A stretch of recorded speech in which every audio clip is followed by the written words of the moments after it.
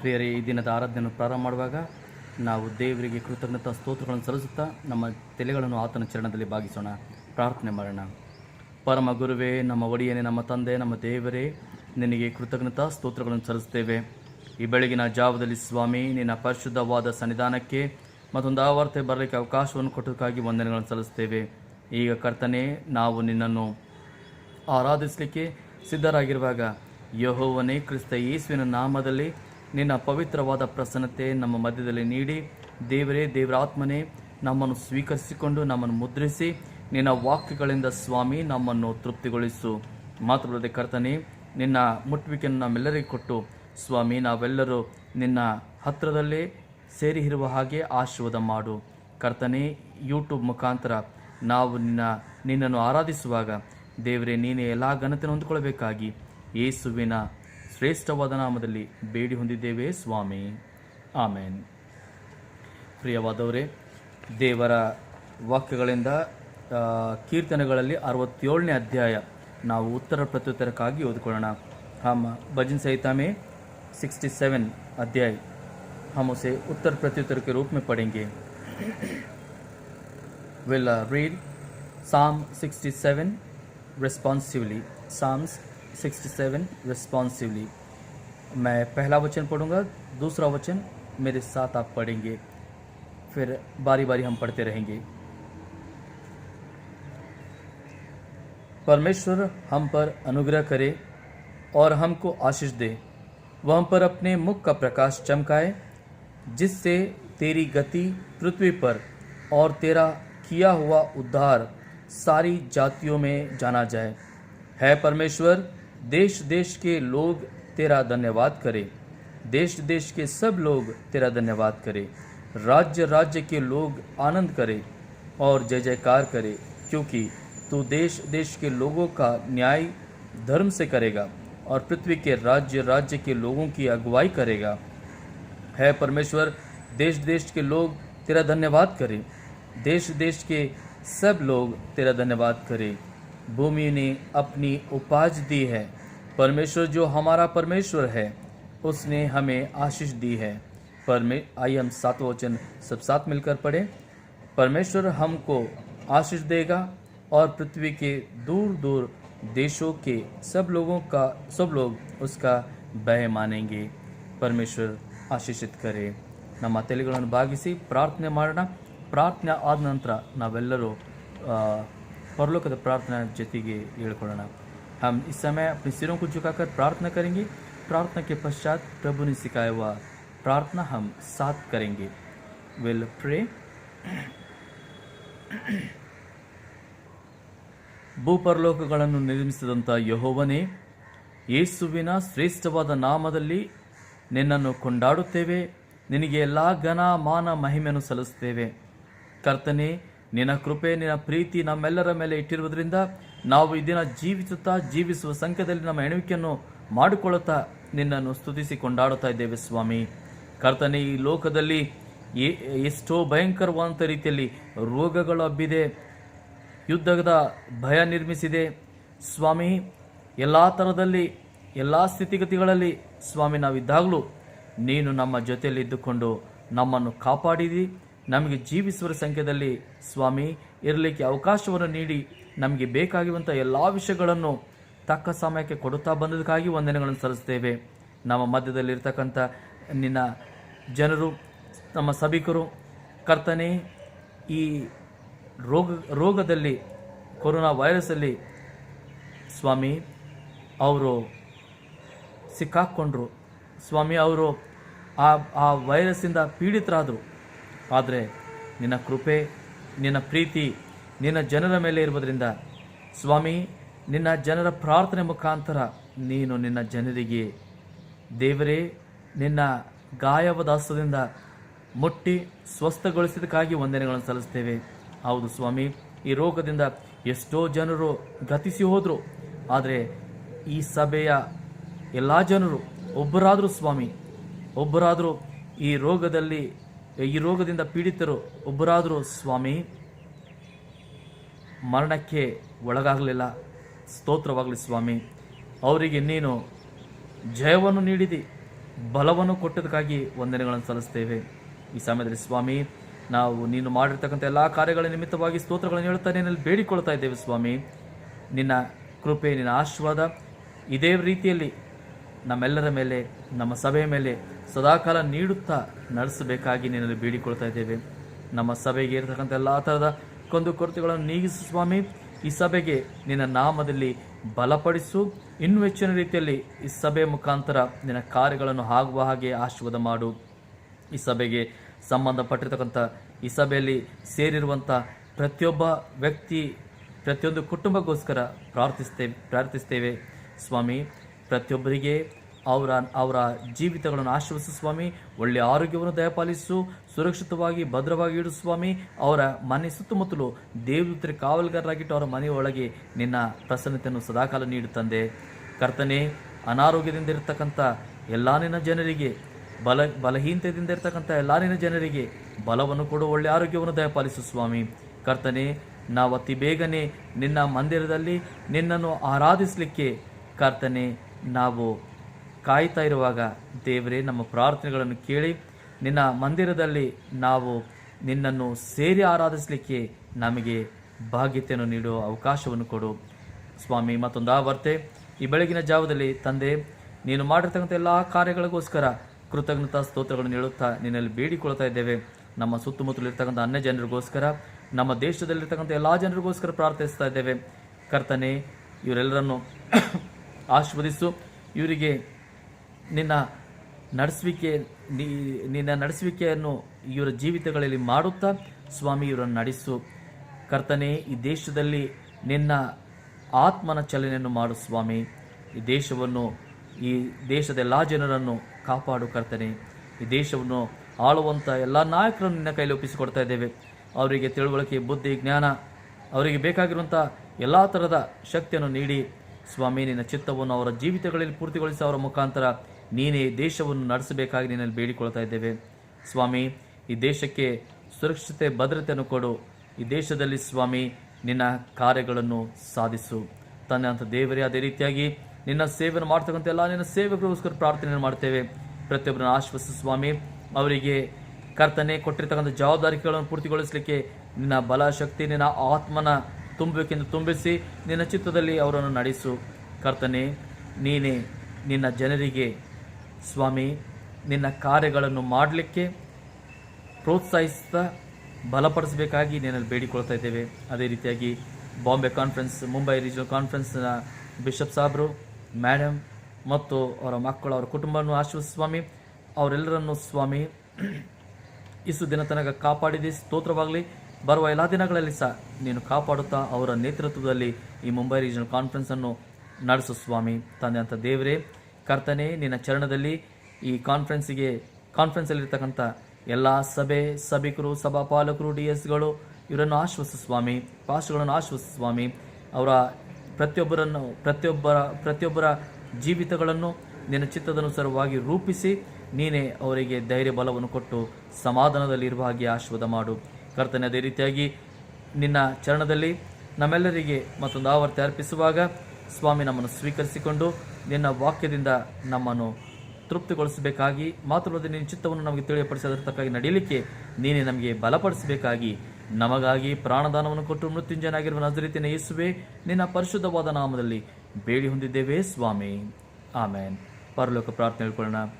ಪರಲೋಕದ ನಮ್ಮ ತಂದೆ, ನಿನ್ನ ನಾಮ ಪರಿಶುದ್ಧಪಡಲಿ, ನಿನ್ನ ರಾಜ್ಯವು ಬರಲಿ, ನಿನ್ನ ಚಿತ್ತವು ಪರಲೋಕ ಪ್ರಕಾರ ಭೂಲೋಕದಲ್ಲಿ ನೆರವೇರಲಿ.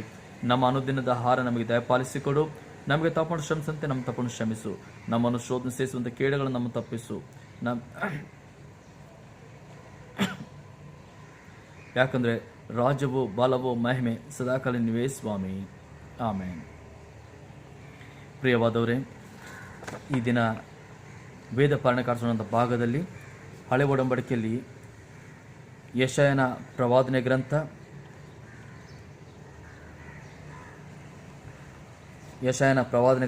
9ನೇ ಅಧ್ಯಾಯ 2ನೇ ವಚನದಿಂದ 7ನೇ ವಚನವರೆಗೆ.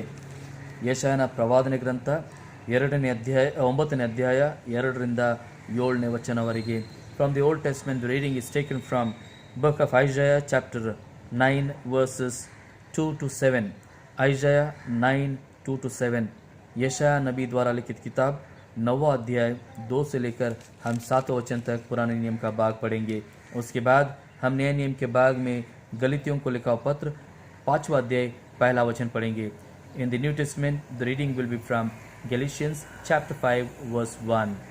गलीतियों का लिखा हुआ किताब 5वां अध्याय 1 वचन। ಗಲಿತ್ಯದವರಿಗೆ ಬರೆದ ಪತ್ರಿಕೆ 5ನೇ ಅಧ್ಯಾಯ 1ನೇ ವಚನ ಹೊಸ ಒಡಂಬಡಿಕೆಯಲ್ಲಿ ಮೊದಲು ಹಳೆ ಒಡಂಬಡಿಕೆ ಭಾಗವನ್ನು ಓದೋಣ। जो लोग अंधियारे में चल रहे थे उन्होंने बड़ा उजियाला देखा, और जो लोग घोर अंधकार से भरे हुए मृत्यु के देश में रहते थे उन पर ज्योति चमकी। तूने जाति को बढ़ाया, तूने उसको बहुत आनंद दिया। वे तेरे सामने कटनी के समय का सा आनंद करते हैं और ऐसे मगन हैं जैसे लोग लूट बांटने के समय मगन रहते हैं, क्योंकि तूने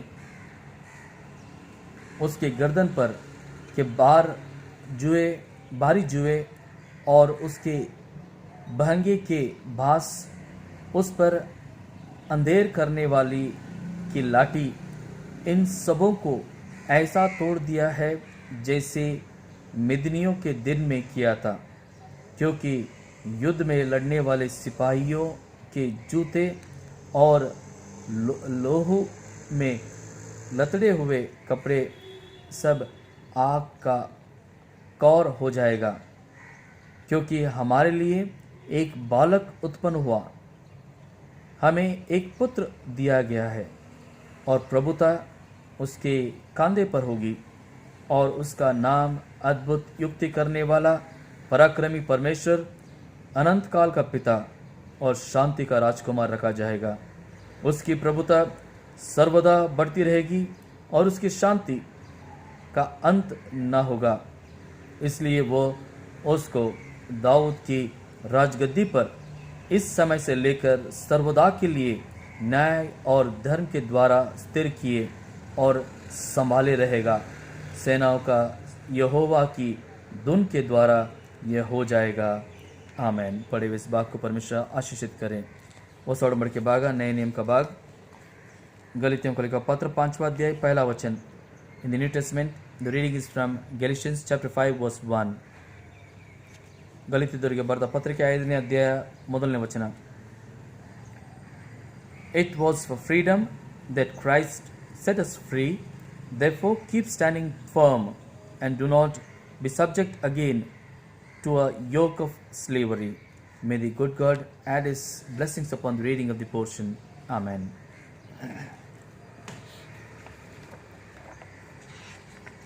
देवरा वाक्यಗಳನ್ನು ಕೇಳಿಸಿಕೊಂಡು ಮುಂಚೆ ನಮ್ಮ ತಲೆಗಳನ್ನು ಬಾಗಿಸಿ ಒಂದು ಚಿಕ್ಕ ಪ್ರಾರ್ಥನೆಯನ್ನು ಮಾಡೋಣ। आइए हम छोटी सी प्रार्थना करेंगे। परम प्रधान परमेश्वर, हम आपको फिर एक बार धन्यवाद करते हैं और इस समय आपके वचनों को मनन करने के लिए, चिंतन करने के लिए हम तैयार हैं। पिता, विनती करते हैं कि आपके वचनों के द्वारा हम सभी से बातें करें और आपकी इच्छा हमारे जीवनों में प्रकट करें, ताकि हम आपकी योजना अनुसार हमारे जीवनों को व्यतीत करें। धन्यवाद करते हुए सारा मान महिमा गौरव आप ही को देते प्रार्थना यीशु मसीह के नाम में मांगते हैं। आमेन। ಪ್ರಿಯವಾದ ದೇವರ ಜನರೇ, ದೇವರ ವಾಕ್ಯಗಳನ್ನು ಕೇಳಿಸ್ಕೊಳ್ಳೋ ಮುಂಚೆ ನಾವು ಬರುವ ಶನಿವಾರ 15ನೇ ತಾರೀಕು ಆ ದಿನ ನಮಗೋಸ್ಕರ, ನಮ್ಮ ದೇಶಗೋಸ್ಕರ ದೊಡ್ಡ ದಿನ. ಯಾಕಂತಂದರೆ ಆ ದಿನದಲ್ಲಿ ನಾವು 1947ನೇ ಇಸ್ವಿಯಲ್ಲಿ ನಮಗೆ स्वातंत्रते सिक्किದೆ।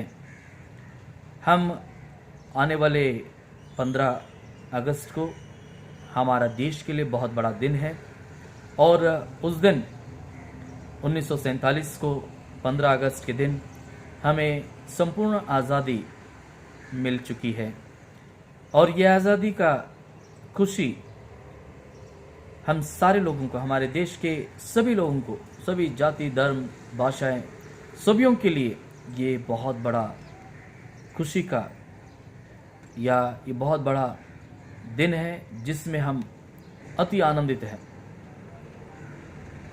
समय बीतता गया, 1947 से लेकर अब तक अगर हम देखें, हम आज़ादी के जश्न तो मनाते हैं, आज़ादी का लुत्फ़ भी उठा रहे हैं, लेकिन चलते चलते राह पर 70 साल, 73 साल, अब हम 74 साल में जाएंगे आज़ादी के। चलते चलते इस राह पर हम लोगों ने आज़ादी को वापस खो चुके हैं। हमारे जीवन में वो आज़ादी का खुशी अब सिमट रहा है, कम हो रहा है। देखिए, असली आज़ादी या सच्ची आज़ादी क्या है? दुश्मनों से आज़ादी हम लोगों ने प्राप्त किया, उनके गुलामी से हम बाहर निकल गए, उनको हम हमारे देश से हटा भी दिए, और हमने ये सोचा कि हम आज़ाद देश के आज़ाद नागरिक हैं।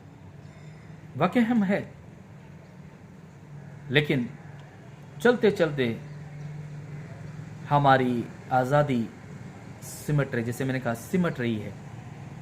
हम हमारी आज़ादी को सीमित होते हुए देख रहे हैं। आप इसे राजनीतिक एक यंत्र सोचिए, या इस तरह सोचिए कि हम स्वयं इस आज़ादी को सीमित होने के लिए हम कारण हैं। प्रियो, ये आज़ादी जो हम लोगों ने प्राप्त की है, यह आज़ादी अच्छी बात है। परमेश्वर भी चाहते हैं कि हम आज़ाद रहें, हर मनुष्य आज़ाद रहे, लेकिन ये आज़ादी को हम पूर्ण रीति से, इस आज़ादी का आनंद अगर हमें उठाना है, तो कुछ बातों को हमें ज़रूर याद करना है, कुछ बातों को ज़रूर हमें उस विषय पर सोचना है, उन बातों को सोचना है, उसके अनुसार हमारे जीवनों को हमें बदलना है। तब जाकर हम वो आज़ादी जिसका सपना हमारे देश के उस समय के नेताओं ने देखा, उस समय के अच्छे लोगों ने देखा, वो आज़ादी हम प्राप्त करते हुए संतुष्टि का जीवन इस देश में बिता सकते हैं। प्रियो, इस आज़ादी से पहले, इस लौकिक आज़ादी से पहले, परम प्रधान परमेश्वर ने हमें यीशु मसीह में आज़ाद कर चुका है, बंधनों से जो हम एहसास नहीं करते हैं, जिसकी एहसास हमें होती नहीं है, और हम उसके एहसास न करते हुए इस दुनिया के बंधनों में वापस जकड़ जाते हैं। आज मैं ये संदेश आप सभी को प्रोत्साहित करने के लिए, आप सभी को ये बताने के लिए, जो परमेश्वर पिता के विश्वासी हैं, बच्चे हैं, उनको ये बात बताने के लिए मैं आज तैयार हूँ। वो ये कि हम सारे लोग ये सोचे या ये जाने या ये समझे या इस बात पर भरोसा करें कि हमारी आज़ादी या हमें छुटकारा परम प्रधान परमेश्वर के बेटा हमारा प्रभु यीशु मसीह से मिल चुकी है। प्रियो, मैं आज़ादी की बात इसलिए कर रहा हूँ क्योंकि हम कुछ ही दिनों में या एक हफ्ते में हम आज़ादी का, इस देश की आज़ादी का जश्न मनाएंगे। तो आज मैं सोच रहा हूँ कि हम इस आज़ादी को और खुशी से या और अच्छी रीति से, अंतरात्मा से किस तरह मनाएं। इसीलिए इन वचनों के ज़रिए हम इस खुशी को प्राप्त करने का प्रयत्न करेंगे। देखिए, अगर हम इतिहास में भी देखें तो परमेश्वर ने कभी नहीं चाहा कि मनुष्य बंधन में रहे, मनुष्य आज़ादी का एहसास करते हुए आज़ाद रहे। ये परमेश्वर की चाहत थी। इसीलिए परमेश्वर ने प्रथम जो परिवार आदम और हवा को जब प्रथम लोगों को जब बनाया, पहले लोगों को जब बनाया, आदम और हवा को, उनको कोई बंधन में नहीं रखा, उनको स्वेच्छा दिया और उन्हें आज़ादी की जीवन जीने दिया और कहा कि तुम तुम्हारे स्वेच्छा से उस आज़ादी को जियो। और एक बात सोचने वाली बात यह है कि परमेश्वर स्वयं, जैसे मैंने कहा, कि वो नहीं चाहता कि हम बंधनों में रहें। अगर दूसरा कोरिन्थियों उसका 3 अध्याय 17 वचन में देखें, इस तरह लिखा है, जहां परमेश्वर की आत्मा है वहां आज़ादी है। जहां परमेश्वर की आत्मा है, परमेश्वर आत्मा है, परमेश्वर की आत्मा जहां पर भी है वहां पर आज़ादी है। और ये बात, ये विषय हम अच्छी रीति से जानते हैं। पुराने काल में बाइबल के समय में हम देखते हैं कि इज़राइल के लोग, यहूदियों को मिस्र के लोगों ने, या मिस्र में वे लोग गुलाम थे और उनकी गुलामी या उनकी बंधन या उनका जो पीड़ा परमेश्वर ने देखा और उनकी चीख, उनकी आवाज़ को परमेश्वर ने सुना और उनको उस बंधनों से मुक्त कराने के लिए हमने देखा कि परमेश्वर ने मूसा को लिया, यहोशुआ को लिया और उन लोगों को, यहूदियों को जो अनगिनत थे, बहुत ज़्यादा थे, उन लोगों को परमेश्वर ने उस मिस्र देश से बाहर निकाला और जो वादा किया वो देश उन्हें प्रदान किया और उन्हें आज़ाद रहने के लिए परमेश्वर ने मौका दिया। प्रियो, यही एक हम कहते हैं कि परमेश्वर का एक अच्छा, परमेश्वर का गुण है मनुष्य के प्रति कि मनुष्य वो बंधनों में ना रहे। उसके परमेश्वर का अपार प्रेम मनुष्यों के ऊपर है। उसके सारी हस्तकलाओं में सर्वश्रेष्ठ हस्तकला मनुष्य है। इसीलिए वो परमेश्वर मनुष्य को आज़ादी या मनुष्य को छुटकारा का जीवन मनुष्य पाना है। इसीलिए वो परमेश्वर ने अपनी बड़ी योजना में स्वयं को हमारे जैसे बनाकर या हमारे जैसे बनकर वो इस धरती पर उतरा और हमारी आज़ादी के लिए जो कीमत चुकाना था वो परमेश्वर ने उस कीमत को चुकाया। और हम ये देखते हैं प्रभु यीशु मसीह इस धरती पर आने से पहले ही लूका रचित सुसमाचार में उसके 4 अध्याय में यशायाह नबी द्वारा कहा हुआ बातों को दोहराया गया कि यशायाह नबी लिखता है कि वो आएगा, वो बालक उत्पन्न होगा जो गुलामी में जो लोग हैं उनको छुटकारा दिलाएगा, अंधेरा वातावरण या अंधेर नगरी को ज्योति में परिवर्तित करेगा और वो सदा काल के लिए राजा रहेगा। प्रियो, ये यीशु मसीह के बारे में यशायाह पहले ही, भविष्यद्वक्ता ने पहले ही भविष्यवाणी किया था और वो होते हुए भी हम लोगों ने पढ़ा है, देखा है, समझा है।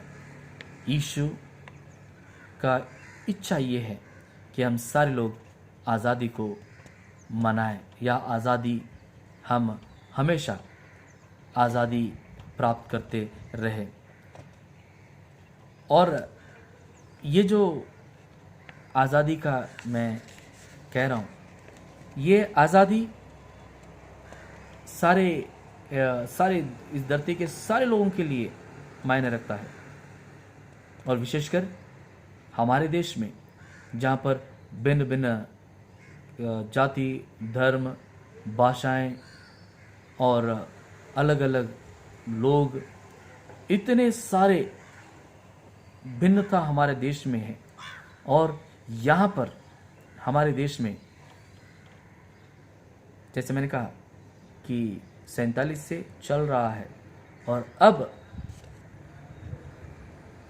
जातियों के, धर्म के और भाषाओं के ऊपर हमारा आज़ादी को सीमित किया जा रहा है। हम सीमित हो रहे हैं। अगर आप इस धर्म की माइनॉरिटी में हैं तो आपको बोलने का अधिकार आपका सीमित हो गया। आपको, अगर आप सभी के बारे में सोच विचार अच्छा रखते हो तो आपका आज़ादी सीमित हो जाता है। ये सारी चीज़ों को संविधान इसे परमिशन नहीं देता। संविधान ये कहता है कि सभी आज़ाद हैं, सभी भाषा, धर्म, जाति, हमारे देश में सबको एक समान आज़ादी है। लेकिन चलते चलते लोगों ने अपने फायदे के लिए पॉलिटिकल, राजनीतिक तत्वों ने हमारी आज़ादी को सीमित कर चुके हैं। लेकिन एक प्रभु के लोग या प्रभु का व्यक्ति या परमेश्वर के हम अनुयायी, हमें डरना नहीं है, हमें घबराना नहीं है। हमारी आज़ादी इस मनुष्य बनाए हुए नियमों अनुसार नहीं, बल्कि हमारी आज़ादी परमेश्वर के नियम अनुसार है। देखिए, ये बात जैसे मैंने कहा कि परमेश्वर यीशु मसीह में हमें आज़ाद होना, या आज़ादी हमें मिल चुका है, या आज़ाद हम होते हैं। हमारे जीवन के हर क्षेत्र में परमेश्वर यीशु मसीह ने हमें आज़ादी दी है।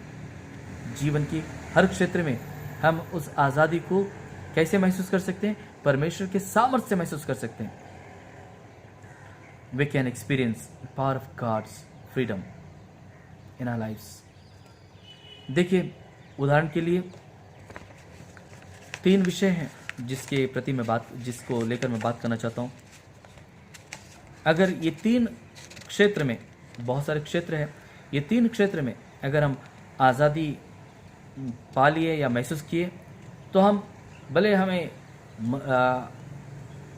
हमारी आज़ादी को सीमित किया जा रहा है तो भी हम खुश रह सकते हैं, हम संतुष्ट रह सकते हैं, और अब आज़ादी का वो आनंद हम प्राप्त कर सकते हैं। पहला, इस दुनिया के परंपराओं से आज़ादी। इस दुनिया के परंपराओं से आज़ादी। परमेश्वर हमें इस दुनिया के परंपराओं से आज़ादी दी है। देखिए, यीशु मसीह के आयुष्य काल में जब वो थे मनुष्य रूपी, तो उन्होंने इस जो परंपरा के विषय हैं या परंपराएं हैं, उनको उन्होंने नहीं माना या उसके ऊपर उनका सोच रखा। हम हर वक्त मनुष्य, हम हर वक्त इस दुनिया के परंपराओं के या इस दुनिया के जो चलन में हम जकड़ जाते हैं, और हम उन चीज़ों को करते हैं जो परमेश्वर नहीं चाहता है। दुनिया जो चाहती है उन चीज़ों को हम करने जाते हैं और उन चीज़ों में हम रुचि रखते हैं, और जिसके चलते हम हमारी आज़ादी खो देते हैं। देखिए, अगर हम ये देखें कि पौलुस कहता है कि मैं तो यहूदी हूँ, और यहूदियों से कहता है कि हम यहूदिया अच्छी बात भली बात ही जानते हैं कि नियम या धर्म या परंपराओं से हमें आज़ादी नहीं मिलता। केवल यीशु मसीह में विश्वास करने से हम आज़ादी का आनंद उठा सकते हैं या आज़ादी हम पाते हैं। और अगर हम देखें तो पौलुस जो गलीतियों के लोग थे, गलीत नगर के या गलीत उस शहर के, उन लोगों को जो उनकी गैर समझ थी, वो लोग सोचते थे कि अगर हम यीशु में हैं तो हमें जैसा पौलुस ने कहा कि आज़ादी, तो हम हर क्षेत्र में या हर विषय में हम आज़ाद हैं। लेकिन प्रियो, मैं आपको बताऊं कि आज़ादी स्वच्छ और अच्छे विषयों के लिए आज़ादी है। बुरे और गंदे विषयों के लिए हम आज़ाद नहीं हैं। परमेश्वर के लोग आज़ाद नहीं हैं। ये गलीतियों का लोगों का एक गैर समझ था कि हम सारे विषय में आज़ाद हैं। लेकिन पौलुस उनको कहता है, पौलुस उनको पूर्ण रीति से कहता है कि तुम प्रभु यीशु मसीह विश्वास करने से आज़ादी प्राप्त करते हो, लेकिन ये आज़ादी अलग अलग किस्म का है, अलग अलग तरीके का है। इस आज़ादी को परमेश्वर के इच्छानुसार या जो परमेश्वर चाहता है उन क्षेत्रों में या उन विषयों में तुम महसूस कर सकते हो या तुम प्राप्त कर सकते हो। जैसे मैंने कहा कि बुरी चीज़ों में आज़ादी नहीं है, अच्छी चीज़ों में, अच्छे कार्यों में हमें आज़ादी है। और परंपराओं को, जैसे मैंने कहा कि परंपराओं से आज़ादी यीशु मसीह ने वो कर दिखाया। जैसे यीशु मसीह ने नियम के अनुसार सब्बात के दिन किसी को चंगाई नहीं देनी थी, लेकिन सब्बात के दिन परमेश्वर ने, यीशु मसीह ने चंगाई दी। यीशु मसीह ने पापियों को, जो लोग मुद्रित किए गए थे कि ये पापी हैं, उनके साथ बैठकर वो खाएं। और समारियों के साथ जो बहुत ही नीच किस्म के लोग ऐसे जाने जाते थे, वैसे लोगों से यीशु संबंध रखे। और जिन लोगों को या जो स्त्री जिसको व्यभिचारी का एक दर्जा दिया गया था, वो स्त्री को या और अन्य स्त्री को, समारी स्त्री को, परमेश्वर यीशु मसीह लोगों के सामने उनसे बातें भी किया जो परंपरा के विरुद्ध था। ये सब करने से परमेश्वर ये बताता है कि मनुष्य बनाया हुआ परंपरा ये हमें बंधन में वापस डालता है।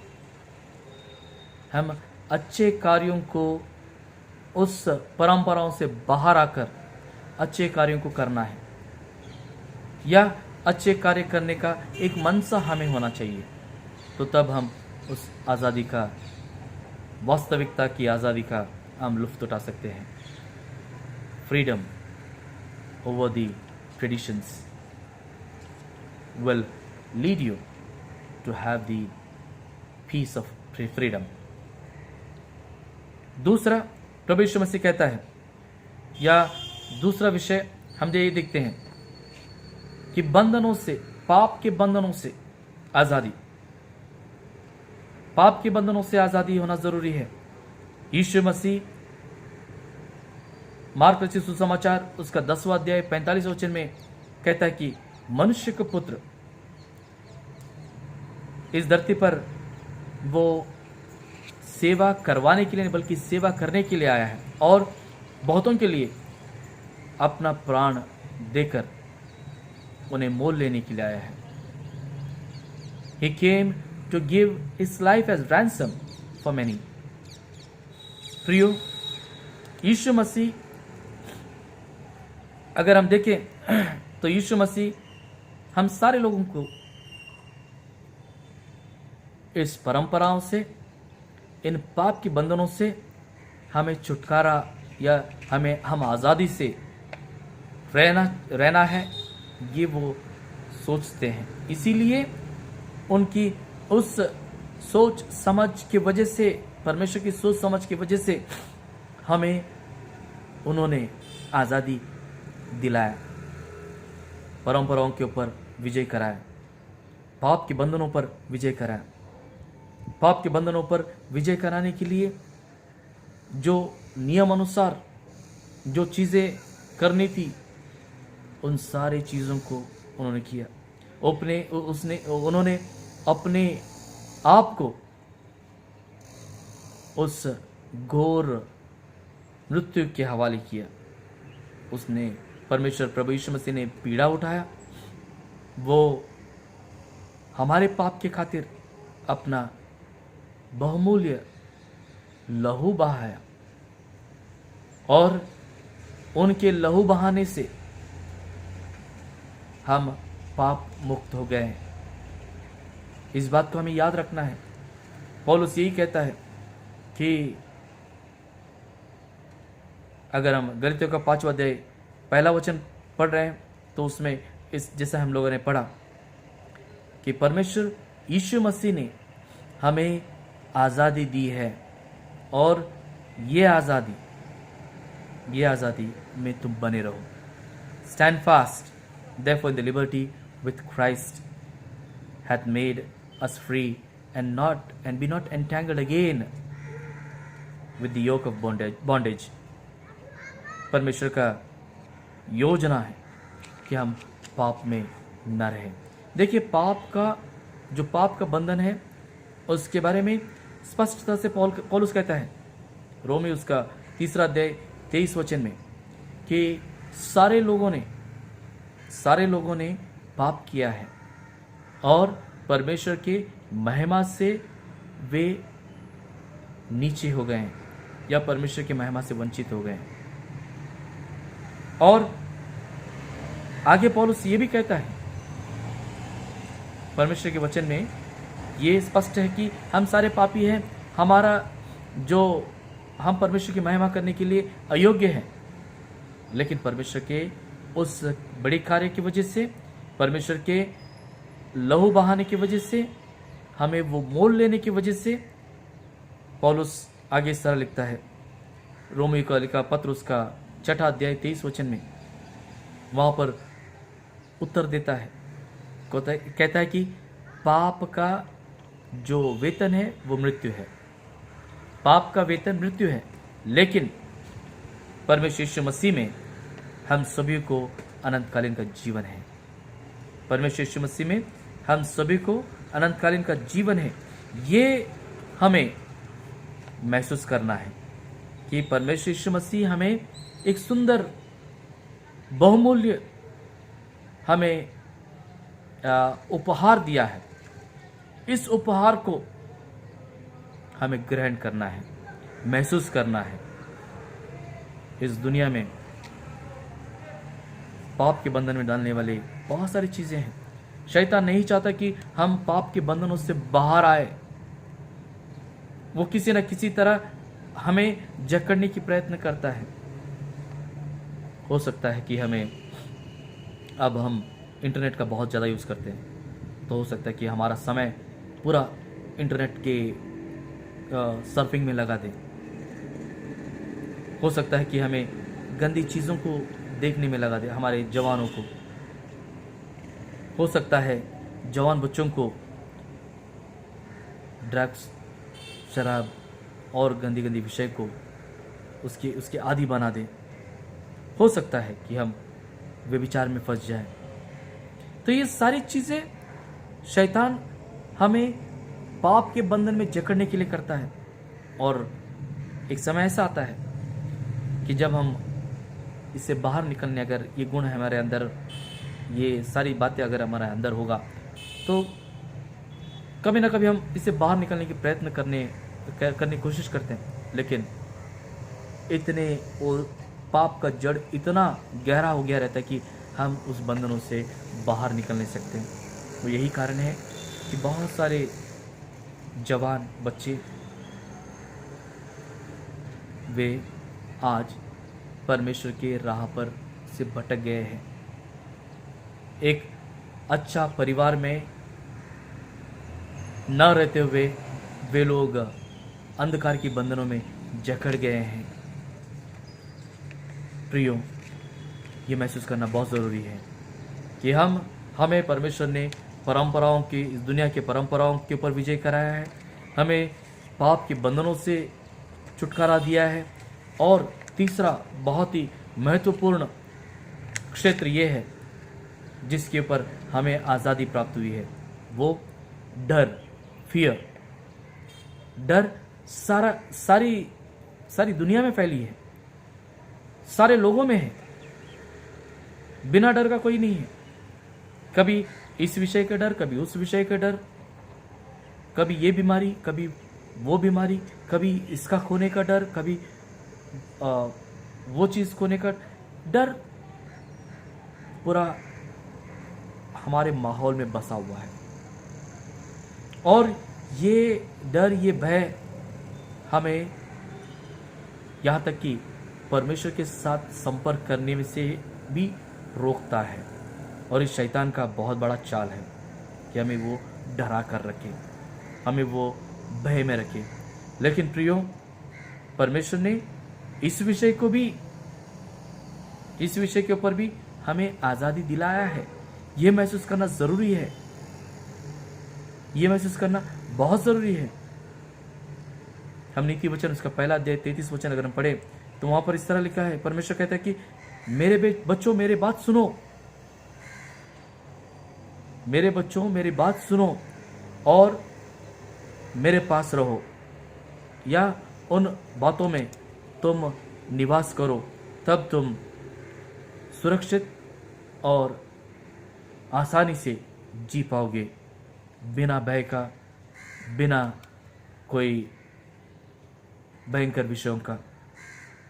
और परमेश्वर के वचनों में बहुत सारे बातें हैं जो हमें, या वादा है जो हमें प्रोत्साहित करने के लिए परमेश्वर कहा है। परमेश्वर ये कहता है कि मत डर, जो आत्मा मैंने तुम्हें दी है वो सामर्थ्य आत्मा है।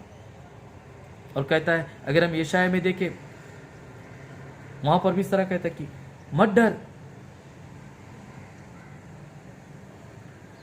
और अगर हम नए नियम में बारी बारी देखें, बहुत सारे परमेश्वर के वचनों में लिखा गया है मत डर। परमेश्वर नहीं चाहता कि हम डरें, हम भयभीत हो। परमेश्वर चाहता कि हम जयवंत का जीवन बिताएं, हम आनंदित रहें और हम उसे पुकारें, परमेश्वर को पुकारें। हमारे कैसी भी स्थिति क्यों ना हो, हम प्रभु यीशु मसीह को अगर हम पुकारते रहेंगे तो निश्चित हम भय के वातावरण से ऊपर उठते हैं। भय ये एक झूठ है, शैतान का एक चाल है। शैतान को कहा गया कि झूठ का वो पिता है, वो अपने चाल को चलते रहता है।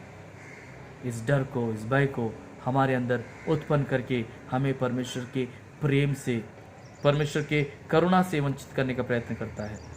प्रियो, ये तीन विषय, परंपराओं के ऊपर डर या परंपराओं के ऊपर से आज़ादी, और पाप के बंधन से आज़ादी, और भय के बंधन से आज़ादी, ये तीन आज़ादियों को या तीन विषयों को अगर आप महसूस करेंगे तो निश्चित आप अनंतकालीन की आज़ादी आप महसूस करेंगे। इस दुनिया की आज़ादी का महत्व इतना नहीं है। ये दुनिया बस अपनी तरीके से चलता रहेगा, लेकिन परमेश्वर ने दी हुई आज़ादी वो अगर महसूस करना है, या संतुष्टि का जीवन आपको प्राप्त करना है, या खुशी से आपको जीवन बिताना है, तो ये महसूस करें, ये जान ले कि आपकी आज़ादी के लिए, आपकी आज़ादी के लिए और आपके जीवन के हर क्षेत्र की आज़ादी के लिए प्रभु यीशु मसीह ने बहुमूल्य मूल्य चुकाया है। उस परमेश्वर के पास हम जाएंगे तो निश्चित अगर हम अंदर से आज़ादी महसूस करेंगे, अंदर से अगर हमारा खुशी अगर होगा तो निश्चित हम बाहर की आज़ादी में हम खुश रहेंगे, या बाहर हम वो आज़ादी प्रकट कर पाएंगे। हमारा देश की आज़ादी हमारे लिए शारीरिक आज़ादी या मानसिक आज़ादी हमें दी है, लेकिन आत्मिक आज़ादी तो केवल परम प्रधान परमेश्वर से आती है। आत्मिक आज़ादी अगर हम पाएँ तो बाकी सब आज़ादी अपने आप मिलेगा। मत्ती रचित समाचार को याद कीजिए, 6 अध्याय 33 वचन। पहले परमेश्वर के राज्य और नीति की खोज करें, यानी कि उसके अनुसार हमारे जीवन को व्यतीत करें, तो सब कुछ अपने आप मिल जाएगा। ये सब कुछ वो हमें प्रदान करेगा। आइए हम इस परमेश्वर को धन्यवाद करेंगे इस इन बातों के लिए, उसके प्रोत्साहन के लिए, उसके अनुग्रह के लिए, जो जीवन का किताब परमेश्वर का वचन उसमें दी गई है, लिखा गया है हमारे लिए। परमेश्वर आप सभी को आज़ाद नागरिक हमेशा बनाए रखे, इस धरती का हो या स्वर्गलोक का हो। परमेश्वर आपको आशीषित करे। ಆಮೇನ್। ಪ್ರಕಟಣೆಗಳು ಈ ರೀತಿಯಲ್ಲಿದೆ। ಮುಂದಿನ ಭಾನುವಾರ ಸಹ ನಾವು ಇದೇ ರೀತಿಯಲ್ಲಿ ಯೂಟ್ಯೂಬ್ ಮುಖಾಂತರ ದೇವರ ಆರಾಧನೆಯನ್ನು ಮಾಡೋಣ। ಮತ್ತು ಆರಾಧನೆ ಆದಮೇಲೆ, आराधना होने के बाद मैं चाहूँगा कि आप लोग सब परमेश्वर को धन्यवाद के रूप में आपके पेट को अर्पण करें। आप ऑफरिंग डालें। आपके घर में दी हुई प्लास्टिक की डिब्बी में आप आपके ऑफरिंग को डालें, या अगर आप ऑनलाइन ट्रांजैक्शन कर सकते हैं तो आप स्टीफन गॉडर से संपर्क करें और उनके ज़रिए आप ऑनलाइन बैंक में डिपॉजिट कर सकते हैं, या स्टीफन गॉडर के आप उनसे बात करके दूसरी कोई उपाय होगा तो वो बताएंगे, और इस तरह आप ऑफरिंग डालते रहें। आपकी टाइप, आपका मंथली कंट्रीब्यूशन, डोनेशन, ये परमेश्वर के अनुग्रह आपको मिलने की वजह से, या परमेश्वर के लोग हैं इसीलिए आप इस परमेश्वर को आपके दानों से उस परमेश्वर की धन्यवाद को आप करते रहें।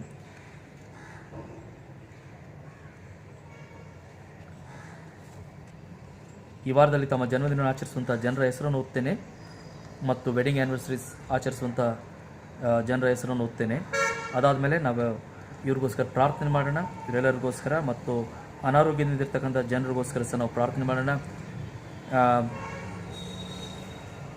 Birthdays this week 9th today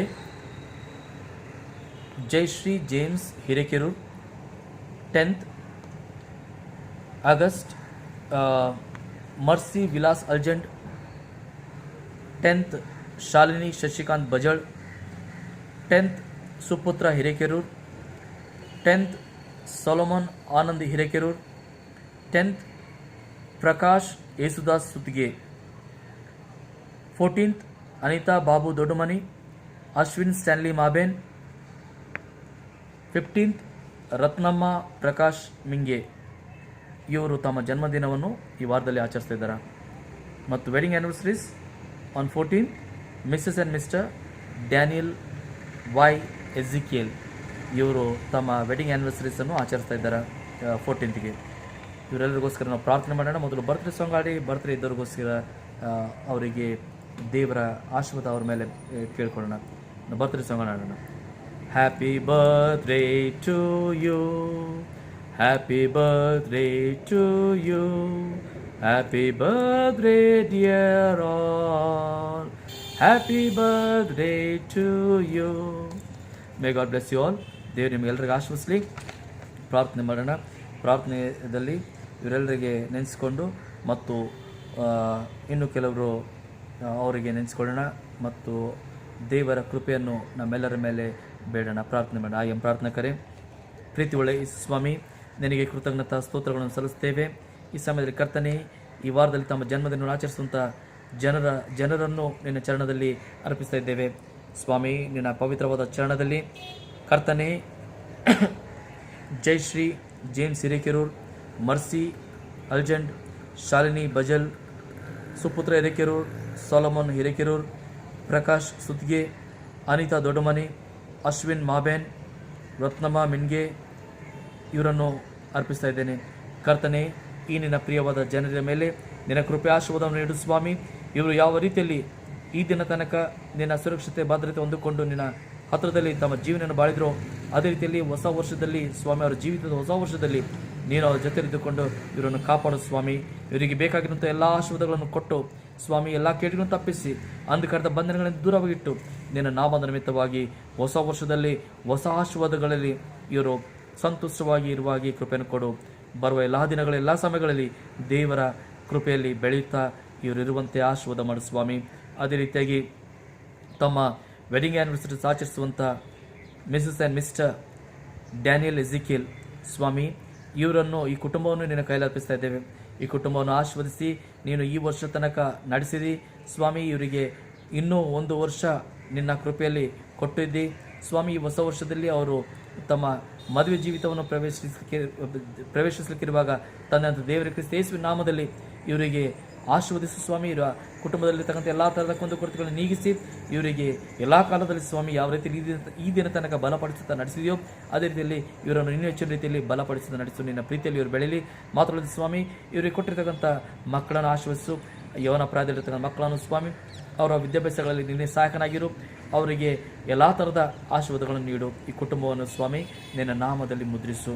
ಅದೇ ರೀತಿಯಲ್ಲಿ ಸ್ವಾಮಿ, ನಿನ್ನ ಚರಣದಲ್ಲಿ ಕರ್ತನೆ, ಸುತಾರ್ ಆಂಟಿ ಅವರ ಮಗ ಲಾರೆನ್ಸ್ ಇವ್ರಿಗೋಸ್ಕರ ಪ್ರಾರ್ಥನೆ ಮಾಡ್ತೇವೆ. ಮೇರಿ ಅರ್ಥರ್ ಆಂಟಿಗೋಸ್ಕರ ಪ್ರಾರ್ಥನೆ ಮಾಡ್ತೇವೆ. ವಾಸಂತಿ ಲೋಬೋ ಆಂಟಿಗೋಸ್ಕರ ಪ್ರಾರ್ಥನೆ ಮಾಡ್ತೇವೆ.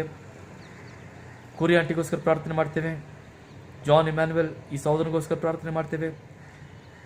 ಜೋಯಲ್ ಬೆನ್ ಈ ಮಗುಗೋಸ್ಕರ ಪ್ರಾರ್ಥಿಸ್ತಾ ಇದ್ದೇವೆ ಸ್ವಾಮಿ. ಇವರೆಲ್ಲರನ್ನು ಆಶೀರ್ವದಿಸು. ಇವರಿಗೆ ನಿನ್ನ ಮುಟ್ಟುವಿಕೆಯನ್ನು ಕೊಡು. ಇವರಿಗೆ ಒಳ್ಳೆಯ ಆರೋಗ್ಯವನ್ನು ದಯಪಾಲಿಸು. ಇವರಿಂತೆರಿಗೆ ಕ್ರಿಸ್ತನ ನಾಮದಲ್ಲಿ ಒಳ್ಳೆಯ ಆರೋಗ್ಯವನ್ನು ಹೊಂದಿಕೊಂಡು ಸುಂದರವಾದ ಜೀವನವನ್ನು ಜೀವಿಸಲಿಕ್ಕೆ ಸಹಾಯವನ್ನು ನೀಡು ಕರ್ತನೆ. ವಿಶೇಷವಾಗಿ ಜೋಯಲ್ಗೋಸ್ಕರ ಪ್ರಾರ್ಥಿಸ್ತೇವೆ. ಈ ಮಗುವಿಗೆ ಇರ್ತಕ್ಕಂಥ ಆ ಛಿದ್ರೆಯನ್ನು, ಹೃದಯದಲ್ಲಿರ್ತಕ್ಕಂಥ ಛಿದ್ರೆಯನ್ನು ಸ್ವಾಮಿ ಅದು ಮುಚ್ಚಬೇಕಾಗಿ ನಿನ್ನಲ್ಲಿ ಕೇಳ್ಕೊಳ್ತೇವೆ ಸ್ವಾಮಿ. ನೀನು ಅವನಿಗೆ ರೂಪಿಸಿ ನಿರ್ಮಿಸಿ ಆಶೀರ್ವದಿಸಿ ಸ್ತೋತ್ರವಾಗಲಿ ಸ್ವಾಮಿ. ಈ ಸಮಯದಲ್ಲಿ ನಾವೆಲ್ಲರೂ ಈ ಪ್ರಾರ್ಥನೆ ಮಾಡುವಾಗ ನೀನೇ ನಿನ್ನ ಗಾಯದ ವಸ್ತುವನ್ನು ಅವನ ಆ ಹೃದಯದ ಛಿದ್ರದ ಮೇಲೆ ಹಾಕಿ ಸ್ವಾಮಿ ಅಲ್ಲಿ ನೀನು ತುಂಬಿಸಬೇಕಾಗಿ ನಿನ್ನಲ್ಲಿ ಕೇಳ್ತಾ ಇದ್ದೇವೆ ಸ್ವಾಮಿ. ಅದೇ ರೀತಿಯಾಗಿ ನಿನ್ನಲ್ಲಿ ಬೇಡಿಕೊಳ್ತೇವೆ. ಈ ಲೋಕದಲ್ಲಿ ಜರುಗುವಂಥ ಭಯಂಕರವಂಥ ರೋಗದಿಂದ ನಮ್ಮೆಲ್ಲರಿಗೆ ನಿವಾರಣೆಯನ್ನು ಕೊಡು ಸ್ವಾಮಿ. ಈ ರೋಗವನ್ನು, ಕೊರೋನಾ ವೈರಸ್ಸನ್ನು ಈ ಪ್ರಪಂಚದಿಂದ ಅದನ್ನು ತೆಗೆದುಹಾಕು. ಕೇವಲ ಅದೇ ಅಷ್ಟೇ ಅಲ್ಲ ಸ್ವಾಮಿ, ಆದರೆ ನಿನ್ನ ಜನರಿಗೆ ಯಾವ ರೋಗಕ್ಕೆ ಒಳಗಾಗಲಾರದೆ ನಿನ್ನ ಜನರು ಎಲ್ಲ ಕಾಲದಲ್ಲಿ ಸಂತೋಷ ಸಮಾಧಾನದಲ್ಲಿ ಇರುವ ಹಾಗೆ ಆಶೀರ್ವದಿಸು ಸ್ವಾಮಿ. ಕರ್ತನೆ, ನಮ್ಮ ಸಭೆಯ ಎಲ್ಲ ಜನರಿಗೆ ನಿನ್ನ ಸುರಕ್ಷಾ ಕವಚವನ್ನು ಹಾಕು ಕರ್ತನೆ. ಈ ನಿನ್ನ ಜನರು ಪ್ರಾರ್ಥನೆ ಆರಾಧನೆ ಆದಮೇಲೆ ಕೂಡಿಸುವಂಥ ಕಾಣಿಕೆಯನ್ನು ಆಶೀರ್ವದಿಸು. ಇವರ ಕಾಣಿಕೆಗಳನ್ನು ಸ್ವೀಕರಿಸಿಕೊಂಡು ನಿನ್ನ ರಾಜ್ಯದ ವಿಸ್ತಾರಕ್ಕಾಗಿ ಉಪಯೋಗಿಸಿಕೊ. ಮಾತ್ರವಲ್ಲದೆ ಪರಲೋಕದ ಬಾಗಿಲನ್ನು ತೆರೆದು ಸ್ವಾಮಿ, ಈ ಪ್ರಿಯವಾದ ನಿನ್ನ ಮಕ್ಕಳ ಜೀವಿತಗಳಲ್ಲಿ ಪರಲೋಕದ ಆಶೀರ್ವಾದವನ್ನು ತುಂಬಿ ತುಳುಕಿಸು. ಸ್ತೋತ್ರಗಳನ್ನು ಹೇಳುತ್ತಾ ಸ್ವಾಮಿ, ನಮ್ಮೆಲ್ಲರಿಗೆ ಪರಿಶುದ್ಧವಾದ ದೇವರ ಹಸ್ತದಲ್ಲಿ ಒಪ್ಪಿಸಿಕೊಡುತ್ತಾ ನಾವು ಹಿಂತಿರುಗಿ ಭೇಟಿಯಾಗುವ ತನಕ ನಮ್ಮನ್ನು ಕಾಪಾಡು, ನಮ್ಮನ್ನು ನಿನ್ನಲ್ಲಿ ಬೆಳೆಸು ನಡೆಸು. ಸ್ತೋತ್ರಗಳನ್ನು ಹೇಳುತ್ತಾ ಎಲ್ಲ ಘನತೆ ನಿನಗೆ ಸಲ್ಲಿಸುತ್ತೆ. ಈ ಪ್ರಾರ್ಥನೆ ನಜರೇತಿನ ಯೇಸುವೆ ನಿನ್ನ ಪರಿಶುದ್ಧವಾದ ನಾಮದಲ್ಲಿ ಬೇಡಿ ಹೊಂದಿದ್ದೇವೆ ಸ್ವಾಮಿ, ಆಮೇನ್.